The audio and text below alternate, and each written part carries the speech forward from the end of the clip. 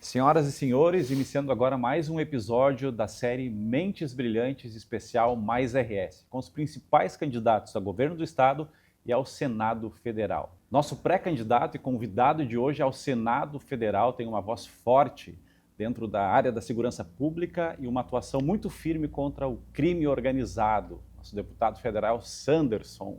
Prazer em te receber. Prazer é meu, Márcio. Cumprimentos a ti, cumprimentos a teus ouvintes, assistentes, e parabéns pela iniciativa. Afinal de contas, o Mentes Brilhantes já atingiu as raias do Brasil inteiro, né?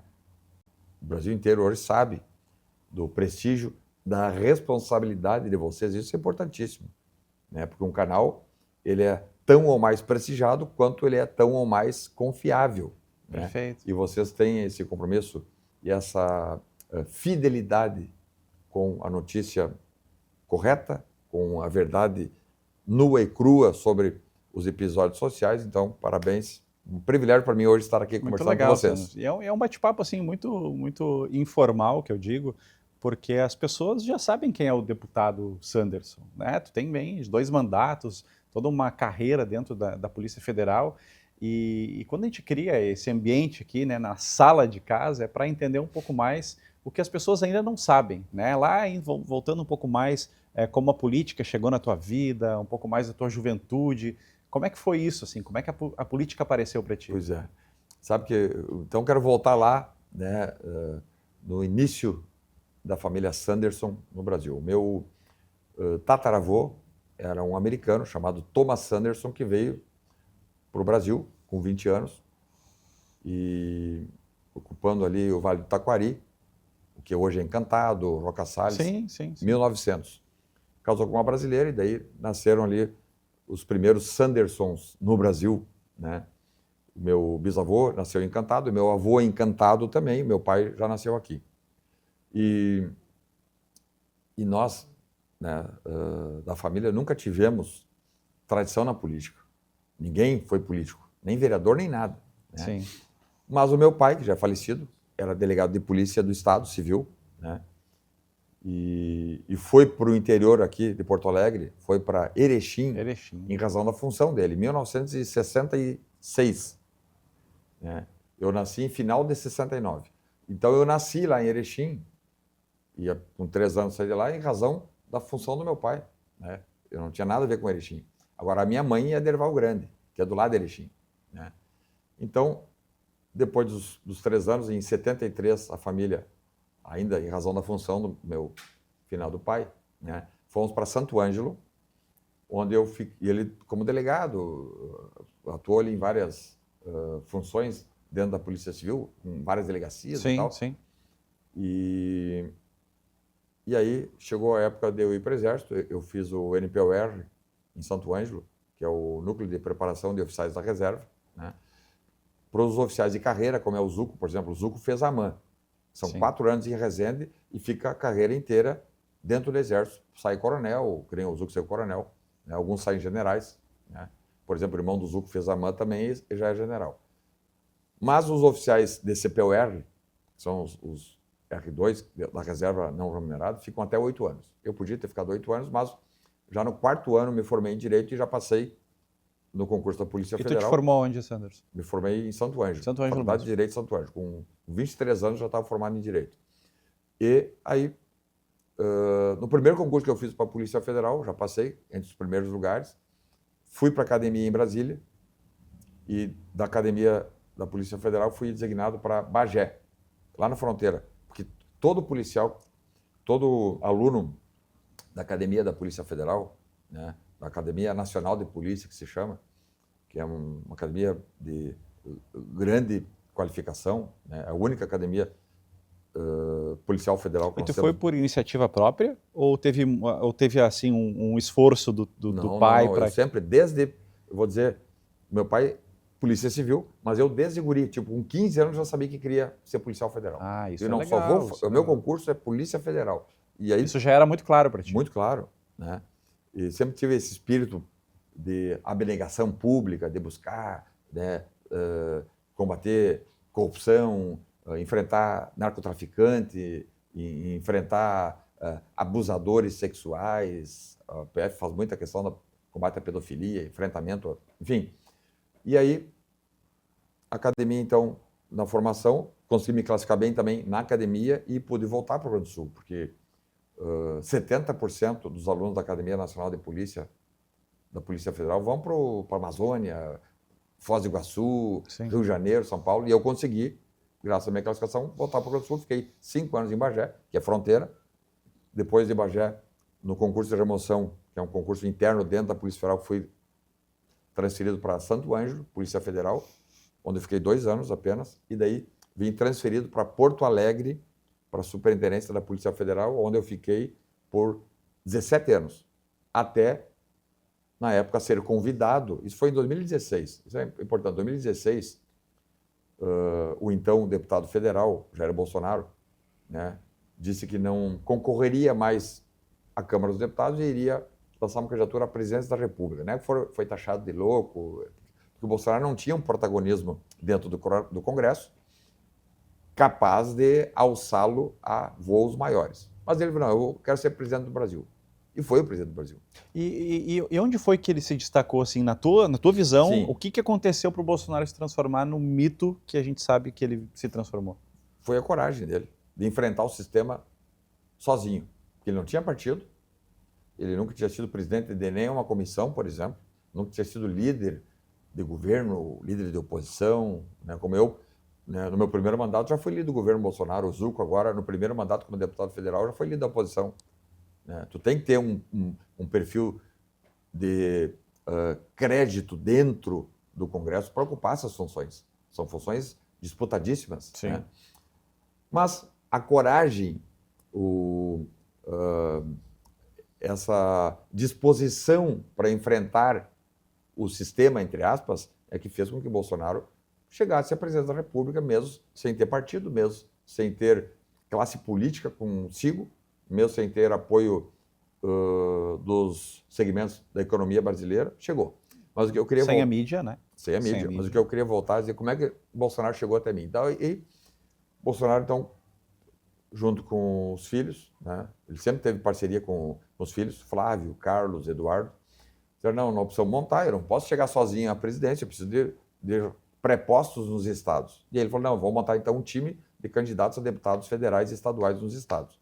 E aqui no Rio Grande do Sul, eles chegaram no meu nome através do Eduardo Bolsonaro, que era meu colega da Polícia Federal.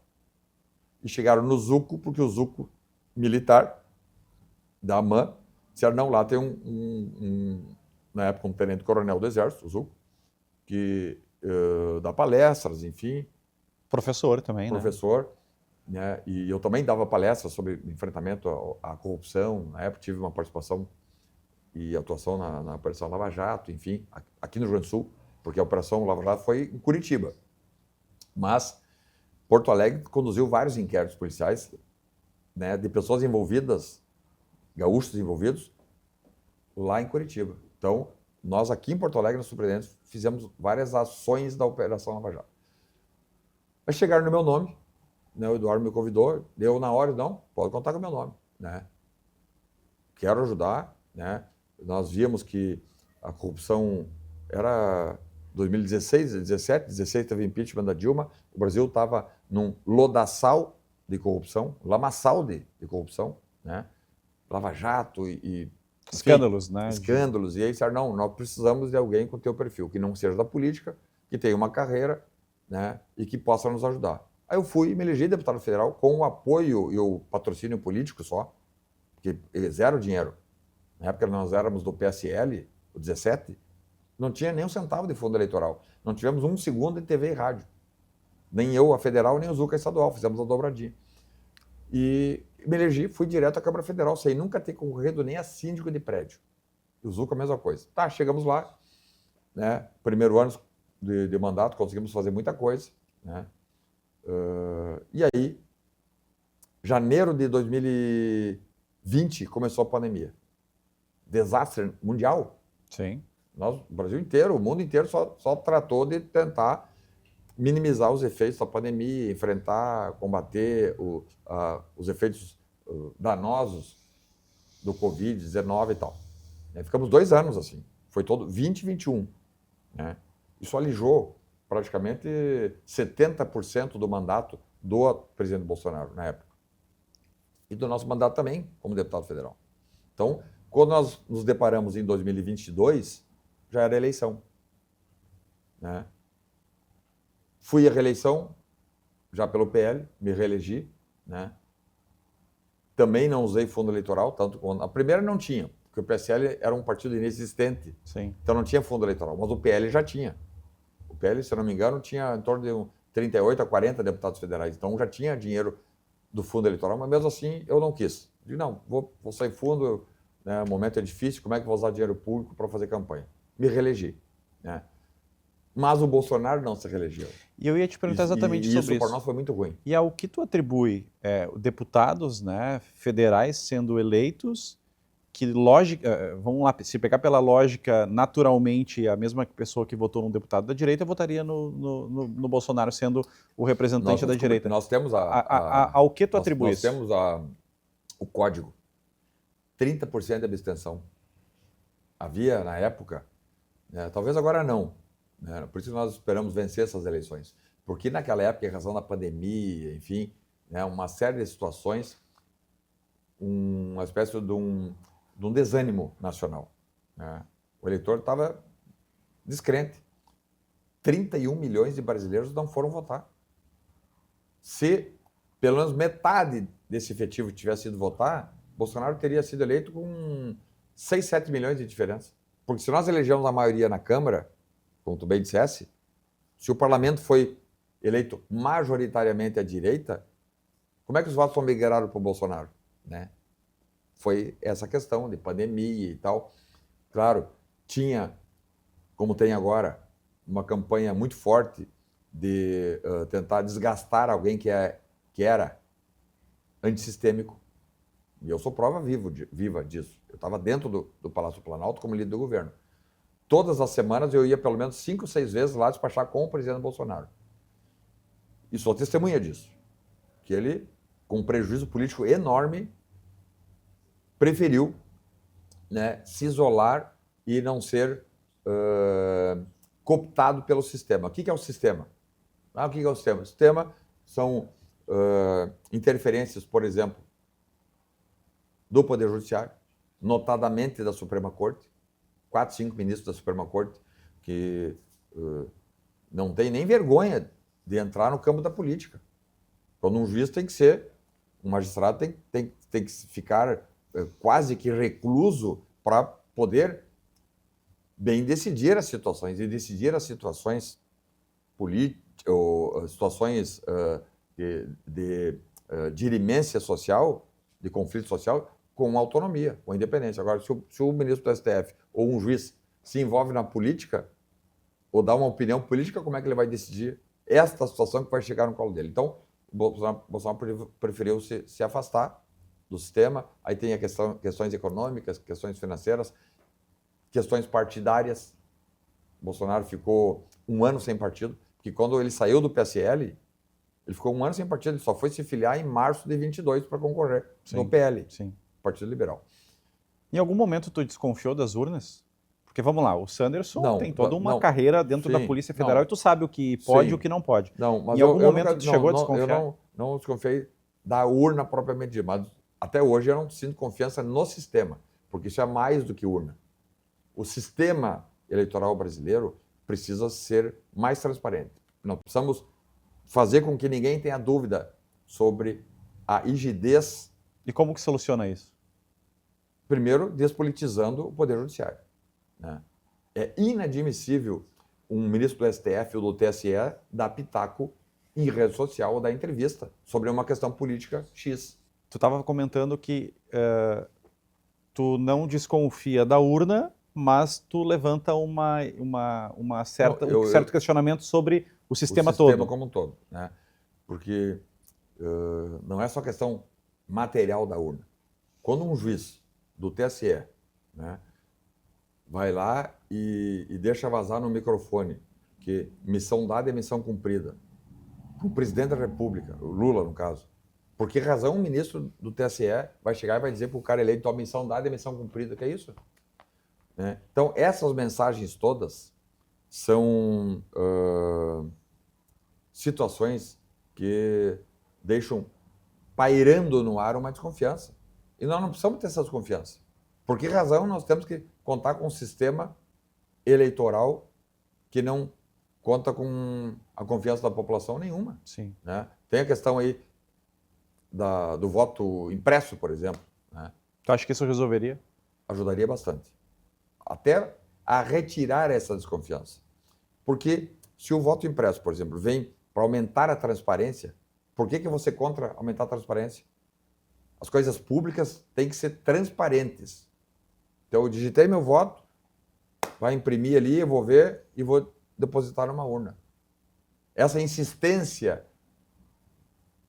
de ministros do STF e de ministros do TSE de que não pode ter, em hipótese alguma, o voto impresso. O voto impresso, isso chama demais atenção. Porque não é algo custoso, nós chegamos até, na época, chegamos a sugerir que houvesse uma progressão em percentuais de urnas com o voto impresso. Por exemplo, vamos fazer na primeira eleição 15% apenas, depois 20%, vamos a 40%. Né? E eles não aceitaram. Nem isso. Sim. Então, isso é algo ruim, né? Desacredita o sistema eleitoral como um todo, e é sobre isso que nós precisamos conversar e tratar. Né? Vamos agora no próximo Congresso Nacional, na próxima legislatura, quero dizer, tratar disso. É uma questão que não pode ser jogada para debaixo do tapete, nós precisamos tratar sobre isso, entre outras coisas, mas o ativismo judicial, que no Brasil está exacerbado, tem que ser contido. A Polícia Federal recebe algum tipo de interferência do Executivo? Olha, se o atual Executivo está interferindo, está cometendo um crime, né? Isso aí é prevaricação, é tráfico de influência, né? Muitas coisas a gente não sabe, porque afinal de contas eu estou no Congresso Nacional agora, eu estou licenciado da PF. Sim. Né? Mas esses vazamentos, por exemplo, que aconteceram agora do Vorcaro, isso se deu por onde? Qual é a via que chegou na imprensa? Nós não temos a informação. Né? Isso aí, os jornalistas que estão divulgando têm o sigilo da fonte, né? Tem, isso é condicional, inclusive, eles não são obrigados a revelar a fonte. Agora, o fato é que os policiais federais são policiais profissionais de carreira, né? Mesmo o diretor-geral da PF sendo uma indicação política, ele é o chefe administrativo apenas. Ele não manda nas investigações, lá na ponta. As equipes de investigação que fazem as apurações têm autonomia funcional, né? Sinceramente, não acredito que um policial federal vai botar a sua carreira no lixo, porque se pego vai para a rua para fazer qualquer tipo de direcionamento em investigações. Né? Agora, todo o processo pode ser melhorado no que diz respeito à transparência, sim, ao compliance e a melhorias, né? Melhoria, né? Na responsabilidade daqueles que fazem as operações, seja na Polícia Federal, seja na Receita Federal, seja na própria Polícia Rodoviária Federal, que não faz investigação, mas atua também em rodovias, né? Enfrentando crime, combatendo crime. Né? Agora... E o teu principal desafio, Sanderson, no Senado, né? Porque assim, existe uma atuação dentro da Câmara, como deputado federal, que tu está no segundo mandato, e existe uma atuação no Senado, né? Qual é a maior diferença e qual é o teu maior desafio? Pois é, o senador ele vai representar o Estado do Rio Grande do Sul no Senado Federal. Né? Mas eu tenho dito que só representar não adianta. O senador tem que estar lá para defender o povo gaúcho. Porque fazer a defesa é diferente de representar. A representação parlamentar é algo protocolar, quase que um funcionário público. Um senador ou um deputado não são funcionários públicos. São agentes políticos que devem dedicarem-se integralmente à defesa do seu Estado ou à defesa do seu eleitor. O deputado federal representa o eleitor, gaúcho ou brasileiro. E o senador representando as unidades federativas, então tem que ter muito mais do que representação. Tem que defender. Né? E qual vai ser a tua bandeira lá, a grande marca do Sanderson no Senado? Trazer o protagonismo que o Rio Grande do Sul já teve e não tem mais. Hoje o Rio Grande do Sul, âmbito federal, é um estado de segunda divisão. Nem no sul do Brasil hoje nós estamos em primeiro. É Paraná primeiro, Em tudo, em economia, em política, em sociedade, em índices de educação, índices de segurança pública, índices de infraestrutura. É primeiro Paraná, Santa Catarina e depois Rio Grande do Sul. O Rio Grande do Sul hoje é um estado de segunda divisão. E por quê? Porque líderes ou pseudo-líderes, representantes nossos, serviram em Brasília ou até aqui mesmo no estado como funcionários públicos que querem apenas representar a população. E nós precisamos muito mais, precisamos defender a população. Fazer a defesa do povo gaúcho é muito maior do que só representar. Então, devolver protagonismo. Se o meu candidato, por exemplo, ao governo do estado vencer, Luciano Zucco, eu trabalharei dia e noite para resolver essa questão fiscal do estado. Essa dívida já foi paga há quantos anos? Tu acha que esse é o desafio Esse é um grande desafio do nosso. estado? Reunir os 3 senadores. Vamos lá, dentro do Senado, dentro da Câmara, dentro do Palácio do Planalto, enquanto nós não resolvermos essa questão fiscal da dívida pública do Estado do Rio Grande do Sul, nós não vamos sair daqui. E a gente teve o anúncio essa semana aí, né, do Eduardo Leite, atual governador, sobre os próximos anos, né, o Estado endividado, quase 5 bilhões. Pois é. Agora, eu não vi, não estou aqui fazendo crítica pessoal a nenhum senador. Eu não me lembro, nesses últimos 20 anos, de algum senador que tenha defendido o povo gaúcho. São representantes, burocratas, que atuam protocolarmente. Isso não resolve. Agora, na última votação da reforma tributária, isso foi em 2024, né? Eu vou dar um exemplo aqui para ver como nós podemos fazer muito mais pelo Estado do Rio Grande do Sul. Os 3 senadores têm que exigir, não é pedir para o governo federal ou para o Congresso, exigir que o Estado do Rio Grande do Sul seja respeitado novamente. Aí surgiu lá a proposta de acabarmos com a chamada Zona Franca de Manaus. Os 3 senadores de Manaus, do Amazonas, 3 senadores do Amazonas, cada estado tem 3 senadores, os 3 senadores do Amazonas reuniram-se e disseram, não, nós não vamos aceitar. E o Amazonas, economicamente, é inferior ao Rio Grande do Sul, talvez até politicamente, é um estado populacionalmente menor que o Rio Grande do Sul, enfim, claro, tem suas qualidades, né? Tem limites e deficiências, claro, mas eles exigiram, pararam o pé, como diz, dentro do plenário, fizeram um escarcéu lá dentro. E não permitiram... Aqui não. Independente de questões político-partidárias. Sim. Eles não aceitaram que o estado do Amazonas perdesse a Zona Franca de Manaus e não perderam. Inclusive, lá no Senado, depois que passou na Câmara, o relator foi o senador do Amazonas. Sim. Tu acha que o Rio Grande do Sul perdeu essa representatividade? Muito. Tem senador. Eu estou lá 8 anos como deputado federal. Procuro ser mais ativo possível. E por que motivo isso aconteceu, Sanderson? Agora eu vou explicar. Eu estou há 8 anos como deputado federal, atuo nas comissões, né? Atuo no plenário, né? Me dedico a todas as pautas. Segurança pública, que é uma pauta que eu procuro, né, sempre dar atenção. Fui, inclusive, presidente da Comissão de Segurança Pública da Câmara dos Deputados. A pauta do agro, né, da proteção ao setor primário. E esse é o meu 8º ano como deputado federal. Tem um senador que é o senador do meu estado, do Rio Grande do Sul. Porque quando se ele é senador, ele não é mais senador do PT ou do PL, é senador do Rio Grande do Sul. Estado, o senador Paulo Paim eu nunca vi lá dentro. Eu nunca vi. 8 anos que eu estou lá. Eu nunca vi fisicamente. Nunca vi. Então, como é que um estado que tem essa representação dentro do Senado, os senadores não se apresentam? Esta inação dos senadores, sobretudo, que é a função do senador a defender o Estado, fez com que nós sucumbíssemos e fôssemos rebaixados para a 2ª divisão. Falta de ativismo. Política é ocupação de espaço. Quando o espaço não é ocupado, vai um senador lá do Paraná e ocupa.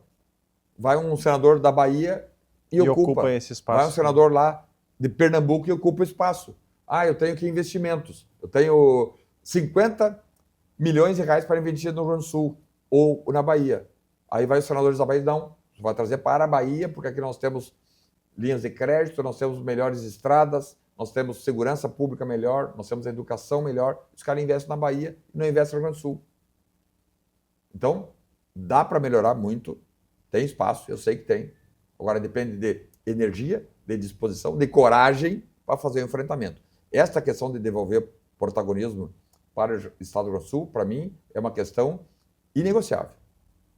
Eu vou lá em 8 anos, exclusivamente para fazer com que o meu Estado e o meu parceiro dessa jornada é o Marcel Van Hatten, deputado federal de Primeira qualidade. grande qualidade, um guri honrado, digno, trabalhador, sério, honesto. E nós dois vamos juntos. E vai ter o senador Mourão, que vai estar no meio do mandato. Mourão, senador Mourão. O senhor é um homem de direita, ele é do Partido Republicano, do general do Exército. Vamos lá, nós três, e vamos fazer enfrentamento. Se tiver que fazer protesto dentro da sala do presidente do Senado, vamos fazer. Se tiver que entrar dentro da sala do presidente da República para exigir que o Rio Grande do Sul seja respeitado novamente, nós vamos fazer. Da tua parte e do Van Hatten eu acredito. Agora, do Mourão tá difícil acreditar, nós vamos exigir. O povo gaúcho está exigindo uma postura ativa dos senadores. Esta é uma questão. A outra questão, que para mim também é inegociável, é botar todos os abusadores no lugar deles. Essa questão do 8 de janeiro, por exemplo, isso é um absurdo. Aonde que para? Até onde vai o poder do Alexandre de Moraes? Pois é, né? Porque a gente vê a Câmara votando, né, o Senado votando e depois indo lá e na base do canetaço. Esses abusos todos. Até onde vai esse poder do Alexandre? Esses abusos acontecem porque o Senado é fraco. O Senado permite, com a sua leniência, que figuras como Alexandre de Moraes apareçam e deem as cartas. Se nós chegar lá, isso vai acabar. Chama o ministro, porque isso tem um remédio jurídico constitucional para isso. Está na Constituição. Que o Senado da República faz o papel de corregedoria de ministros do STF. Então vamos chamar o seu ministro Alexandre de Moraes, senta aqui. E por que não acontece hoje? Porque são fracos, senadores fracos. Mas parte dos senadores... Aí tem rabo preso, tem senador que não quer fazer porque tem uma capivara nas costas, né? O outro não quer fazer porque tem preguiça, o outro porque não tem coragem de enfrentar, o outro porque para fazer isso aí tu tem que ir para cima, né? Tem que mostrar com argumentos que esse ministro é um abusador, por exemplo, que há justa causa para que ele seja chamado. Se ele se justificar, ok, volta a ser ministro. Agora, se ele não se justificar, abre o processo e ele é demitido. E sem toga, responda criminalmente. Porque nenhum ministro do STF vai responder com toga.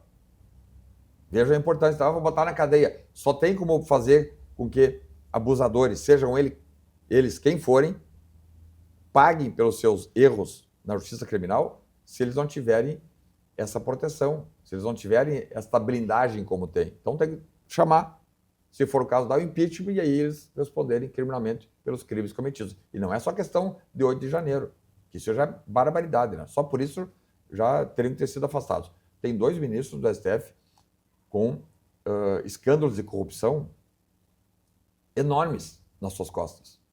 Alexandre de Moraes tem uma questão lá, 129 milhões de reais recebidos por o tal do Vorcaro, num contrato, que para mim é lavagem de dinheiro, aquilo ali está muito claro.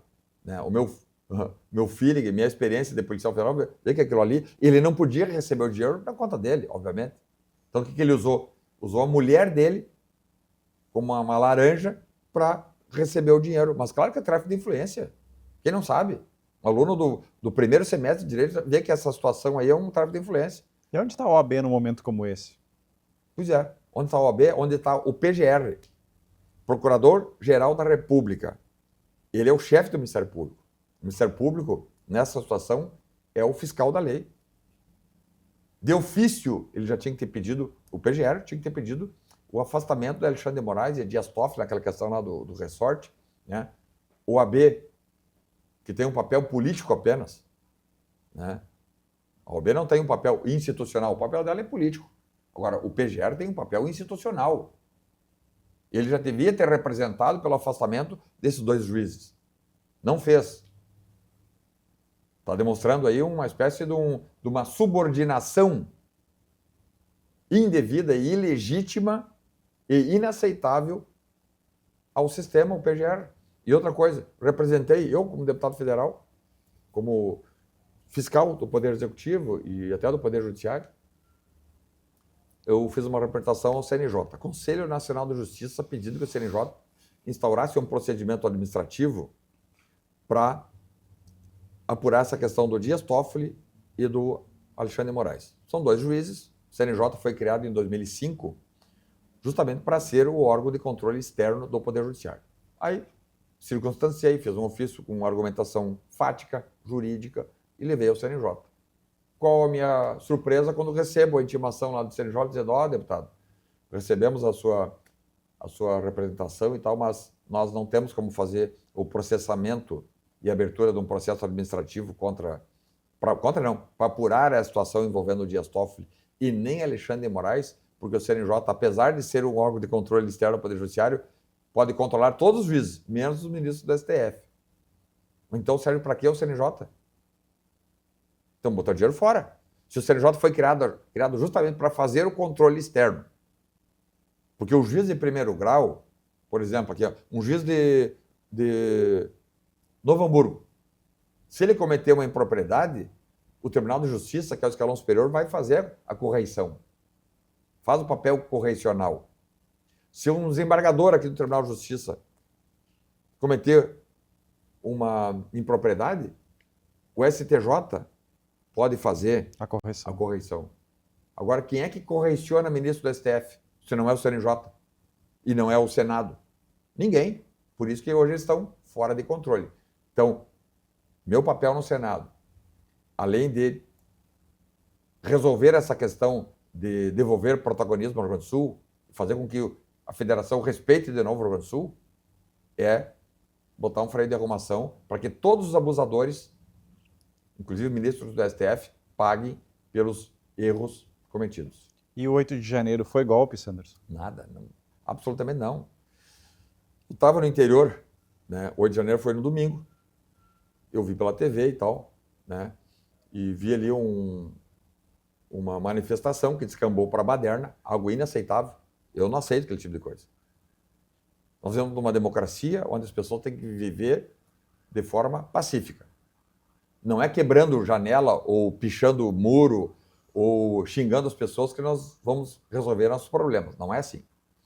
Bem, mas eles pegaram uma manifestação que se transformou numa baderna, num tumulto, num quebra-quebra, de um golpe de Estado. E aí que vem o golpe. Aí é um golpe.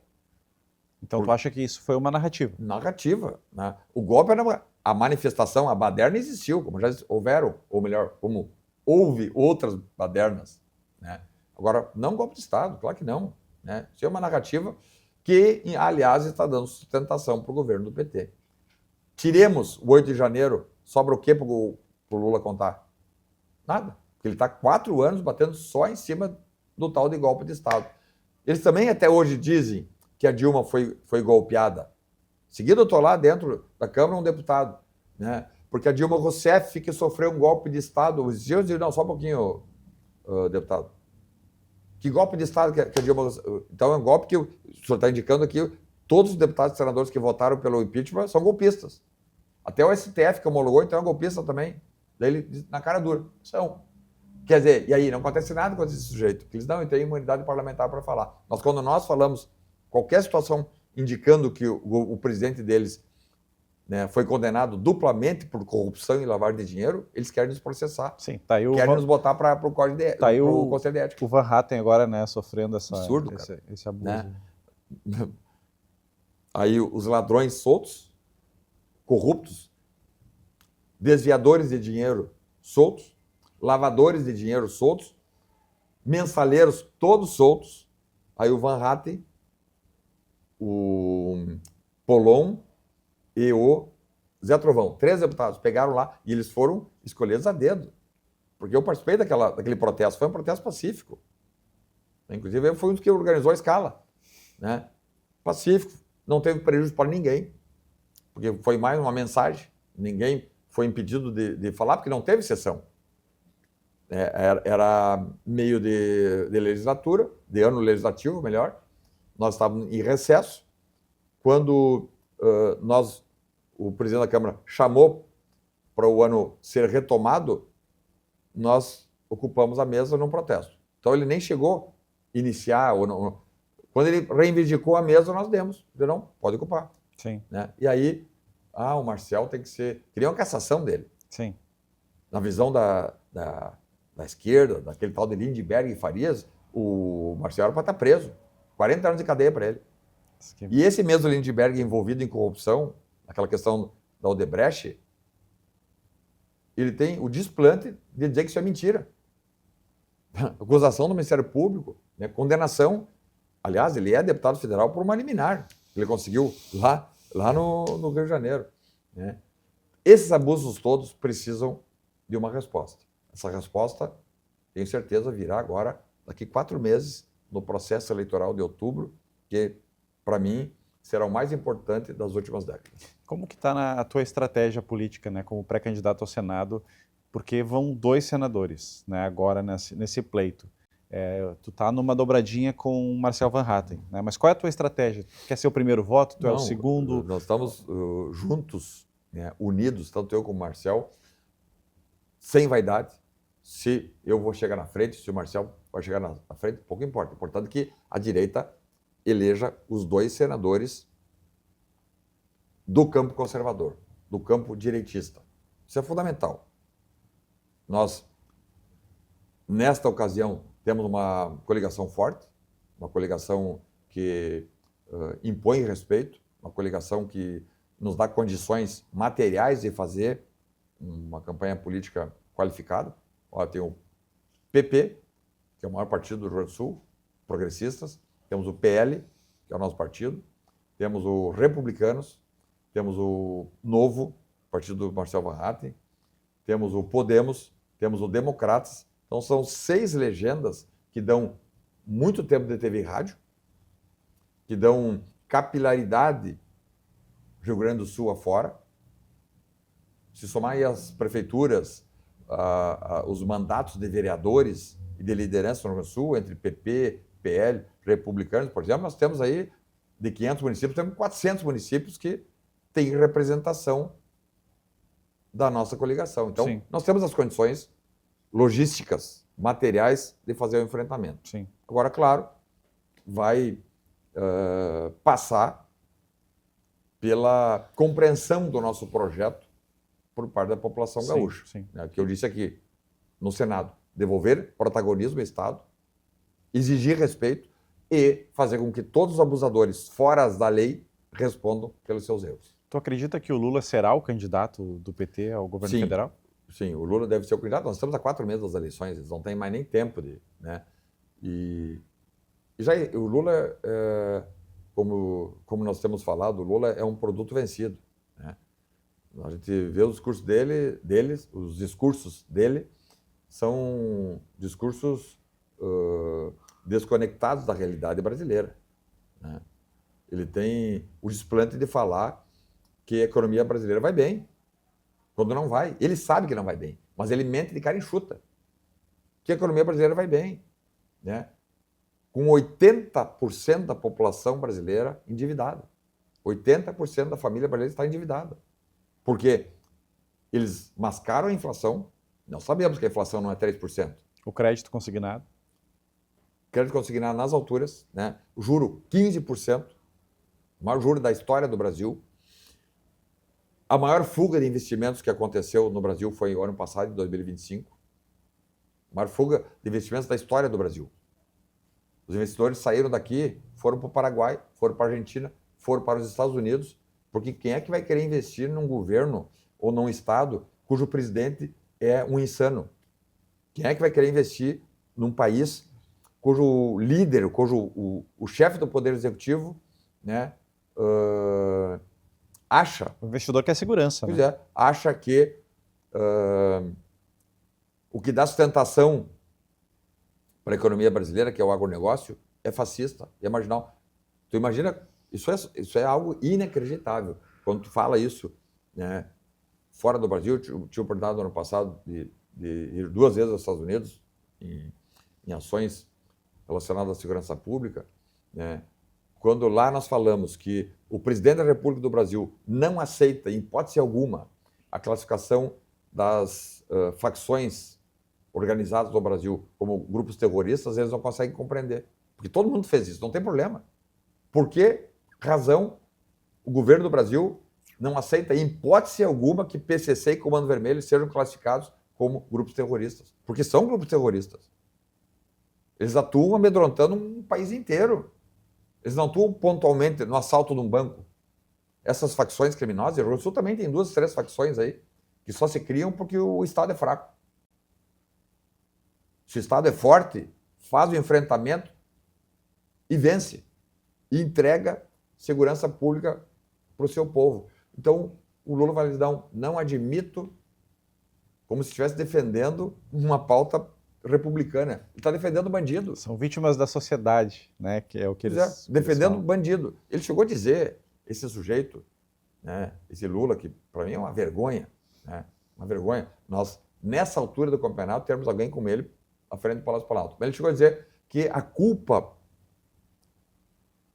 do traficante, ou do tráfico, ou da traficância, era do usuário. Olha o que passa na cabeça de um sujeito como esse Lula da Silva, né, que só fez mal ao Brasil nos últimos tempos, nos últimos anos, que ele está aí, a esquerda está no Brasil há 25 anos. Eles votaram contra a Constituição em 88. Eles tentam esconder isso aí. Eles falam, não, porque a democracia, porque a Constituição. O PT votou contra, o Lula votaram contra a Constituição em 88. Eles votaram contra o Plano Real. Eles votaram contra a Lei de Responsabilidade Fiscal. Agora, mais recentemente, nós vamos lá votar um projeto antifacção, que é para enfrentar o crime. Nós sabemos aqui em Porto Alegre, no interior, as facções tomando territórios. E aí o PT, a esquerda foi lá, votou contra. Então, essas pautas deletérias deles, né, não tem mais espaço para serem levadas adiante. Você tem que virar essa página, né, e olhar para frente. Né? E eles saindo, e vão sair. O antilulismo é tão grande. Tu está convicto com isso? Convicto. Independente de ser Flávio, que é o meu candidato, de ser Caiado, de ser o Zema, de ser quem seja. Mas a esquerda, o lulismo, o atraso nacional não vence essas eleições, porque o prejuízo no bolso da família é muito grande. Esse dado eles tentaram esconder, nós ficamos sabendo, eles tentaram esconder esse dado de 80% da população brasileira estar endividada. Isso aí caiu como uma bomba no colo deles. Eles tentaram encobrir, não conseguiram. Mas se apenas 20% da população ativa tem condições de se sustentar sem ter que ir para banco ou para Jota, que país é esse? É um país que está em caos. O Brasil hoje está em petição de miséria sob os auspícios de Lula, de Haddad, de Gleisi Hoffmann, de Lindbergh Farias, essa turma de desqualificados, irresponsáveis, que não sabem conduzir nada, e por não saberem conduzir nada, não sabem encontrar soluções para as problemáticas brasileiras, e por isso nós temos esse caos. Perfeito. Imagina, Sanderson, que o cenário é aquele ideal, assim, que tu imagina, né? O Sanderson, pré-candidato, consegue se eleger ao Senado Federal. Como que tu quer ser lembrado por isso? Eu tenho uma preocupação muito grande, né? Desde o início, quando cheguei lá na Câmara dos Deputados, de nunca decepcionar o meu eleitor e nem a minha família. Nunca. E é esta preocupação que eu levarei para o Senado também. As pessoas estão olhando para um Brasil que precisa, para um Rio Grande do Sul que precisa ser respeitado. Eu estou falando que vou trabalhar incansavelmente para resolver essa questão da dívida do Rio Grande do Sul, da questão fiscal do Rio Grande do Sul, de devolvermos valorização para o Estado do Rio Grande do Sul. Imagina eu chegar lá agora, eleito, e dizer, não, agora eu vou me encostar, agora, né, eu vou virar um burocrata, que não vou atender prefeito, não vou atender vereador, não vou atender os segmentos da economia gaúcha, ou seja, vou virar as costas para o Rio Grande. Isso eu jamais vou fazer. Então eu prefiro renunciar. Né? Não tem possibilidade de eu chegar lá e trair aqueles que confiaram em mim. Então a minha preocupação maior é não decepcionar aqueles que estão nesse momento buscando dias melhores para o Rio Grande e para o Brasil. E em não decepcionando, automaticamente nós vamos conseguir, né, trabalhar, mostrar todo o esforço para buscar resolver as questões econômicas do Rio Grande do Sul, resolver essas questões dos abusos. Nós temos aí hoje cerca de 3 mil pessoas que ou estão presas ou estão tornozeladas. Ontem eu estava em Santa Cruz do Sul. Aqui no estado. No Brasil. No Brasil. No Brasil. Não, na questão do 8 de janeiro. 3.000 pessoas presas ou tornozeladas por tal de golpe de Estado. Que nunca existiu, né? Aí ontem nós estávamos em Santa Cruz do Sul, me procurou ali uma moça, ela é de Santa Maria, chamada Tatiana, que sequer estava em Brasília no dia 8, ela chegou no dia 8 de noite. Ou seja, ela não participou dos fatos. Mas na segunda de manhã, né, ela estava no tal do acampamento lá. Tinha um acampamento, dava cerca de 8 quilômetros ali da Praça dos Três Poderes. Ela foi presa, ela ficou 3 meses presa e tá com tornozeleira até agora, mas o que ela me procurou? Porque ela tem que pagar uma multa de 30 milhões, ela e uma série de pessoas. 30 milhões de reais, uma multa imposta pelo Alexandre de Moraes. Ela disse, mas primeiro que eu não tenho como pagar. É pobre. Segundo, que é uma punição injusta. Porque se eu não estava lá no momento dos fatos, e eu provei que não estava, como é que estou sendo multada? 30 milhões? Então, para a gente resolver essa situação, para nós resolvermos definitivamente essa situação do tal de golpe de Estado que não existiu, nós precisamos de um Senado forte que faça o enfrentamento. E já digo aqui, Márcio, é importante, já vou dizer aqui, uma das primeiras ações minhas vai ser buscar lá dentro do Ministério da Justiça as imagens das filmagens daquele dia do 8 de janeiro. Que até agora nós não conseguimos. Na época, o ministro da Justiça é o tal de Flávio Dino, que era um senador lá do Maranhão, agora ele é ministro do STF. Fizeram uma jogadinha ensaiada ali. Ele saiu do STF, do Ministério da Justiça, foi para o STF, e o ministro do STF, Lewandowski, foi para o Ministério da Justiça. Isso é uma vergonha. Se era um país minimamente civilizado, ambos já estariam presos. E quem mandou fazer, que é o Lula, todos eles saíram presos. Fizeram na cara dura esse troca-troca para se protegerem e ninguém falou nada. A imprensa não falou nada, ninguém falou nada. Aí nós fomos lá, cadê as imagens? Ele teve o desplante e disse, não, as imagens apagaram. Aqui as imagens. Mas é 15 dias depois. Tu imagina se o Ministério da Justiça vai ter um sistema de filmagem de toda a esplanada dos ministérios que em 15 dias apaga. Aí buscamos, requisitamos na época do PGR, o PGR não fez nada. Recorremos ao Senado, que teria, em tese, o papel de fazer fiscalização, disseram, não podemos intervir, se o ministro disse que não tem, porque não tem. Entendeu? Sim. Vejam o tamanho do problema que nós temos que enfrentar. Os desafios são muitos. Os desafios são muito, muito grandes, porque fazer o enfrentamento dessa turma, é claro que eles querem se manter. Eles querem se manter no poder, né? E Sim. querem se proteger. Sim. Porque até hoje contaram, né? O Senado protege o STF e o STF protege o Senado. Pode ver que não tem nenhum senador preso, ou foragido, ou nenhum senador exilado. São só os deputados. Porque o Senado não é a Câmara que tem o papel de fiscalizar. Como quem fiscaliza eles é o Senado, Sim. então o Senado está tranquilo, né? O STF protege o Senado e o Senado protege. E assim nós vamos, né? E o povo ganhando o quê? Com isso? Nada.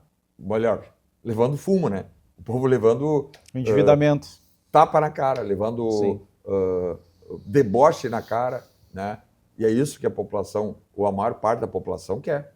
Né? Enfrentamento, fazer com que as coisas sejam colocadas nos seus devidos lugares, e é nesse sentido que nós vamos atuar. Muito bom. Enquanto a gente bate esse papo aqui, Sanderson, a gente tem o John, que é o nosso head aqui do ProHub, né? O dono dessa casa linda aqui, maravilhosa, e ele vai fazendo ali um desenho, uma arte, né, que traduz um pouco desse nosso bate-papo. E o John sempre contribui, né, com uma pergunta, com uma fala, muito importante para contextualizar. Vai lá, John, o que vem daí? Bom, desde o primeiro momento, eu acho, da tua fala ali, a tua origem lá, já aquele adolescente que não aguentava ver a injustiça, querendo resolver, querendo ir atrás. Então não ficou diferente aqui. Eu estou quebrando o protocolo ultimamente, né? Então a gente já trouxe aqui de cara a tua grande missão aí, né? Então, transparência. Pô, obrigado. E daí obrigado e parabéns, viu? O que eu quero entender aí?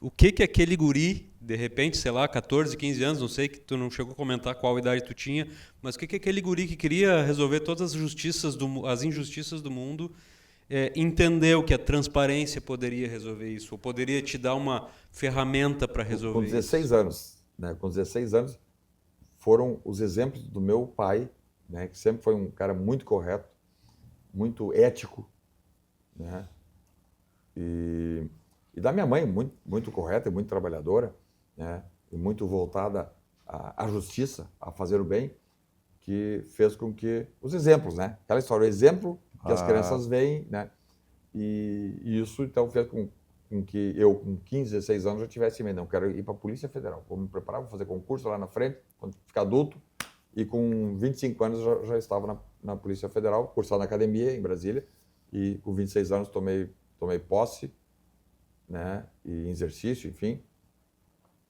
e hoje ocupando este papel, que é muito importante no Congresso Nacional, né, imagina, né, eu nunca imaginava chegar a deputado federal. A minha preparação foi para atuar na Polícia Federal, enfim. Mas o desafio agora é maior. Porque se o papel de um deputado é grande, o papel de um senador é ainda maior, porque ele representa o Estado inteiro, a federação inteira. Não à toa, qualquer cidadão brasileiro pode ser deputado com 21 anos, mas para ser senador tem que ter 35 anos. O Constituinte já disse, não, vamos reservar um espaço mais limitado para os senadores, para cidadãos que tenham mais experiência, mais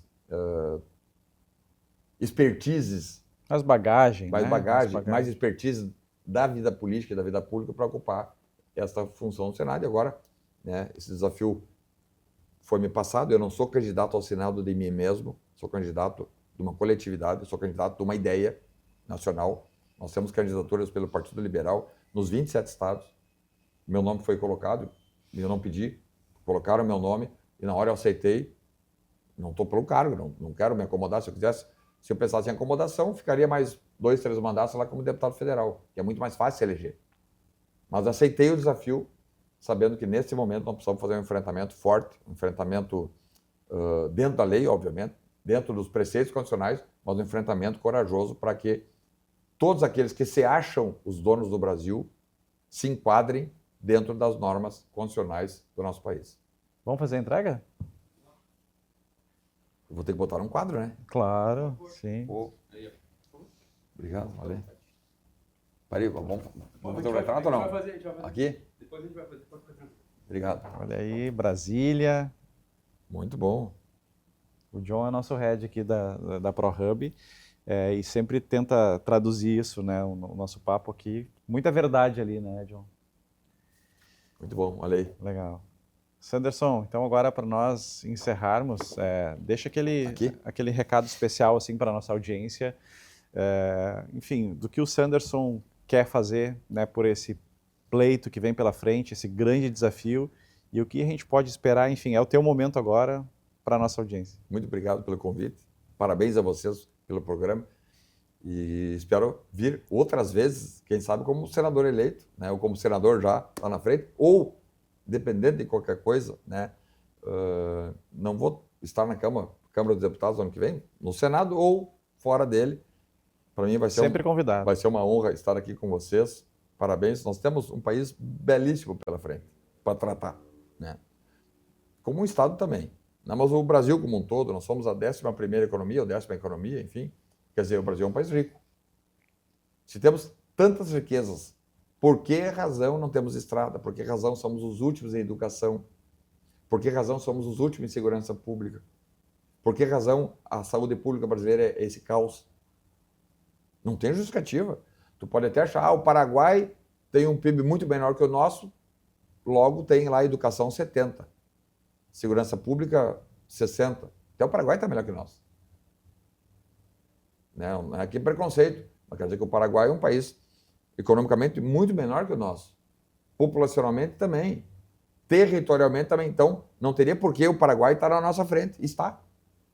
Está na nossa frente. Porque sempre tivemos pilantras disfarçados de líderes, de prefeito, de deputado, de senador, de presidente da República, de governador, patifes que vão lá e se colocam como gestores, quando na verdade não são.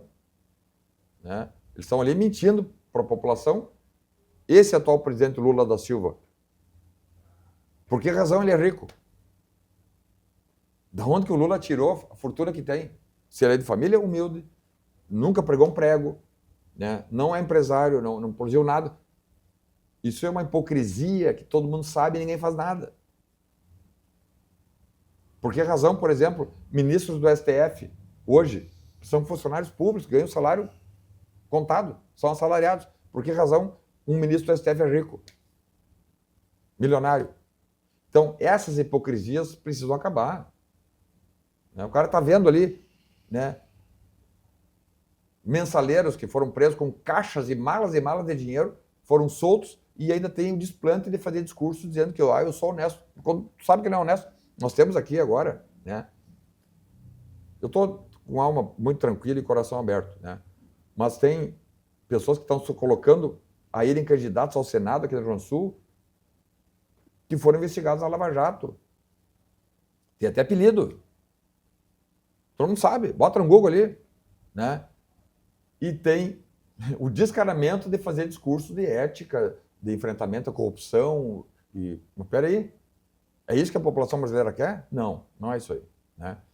Então, eu estou otimista, né, e convicto de que o Brasil, sim, tem jeito, mas precisamos agir, né? Aqueles 30% de abstenção da última eleição, em 22, isso é algo inaceitável para um país como o nosso, que precisa evoluir.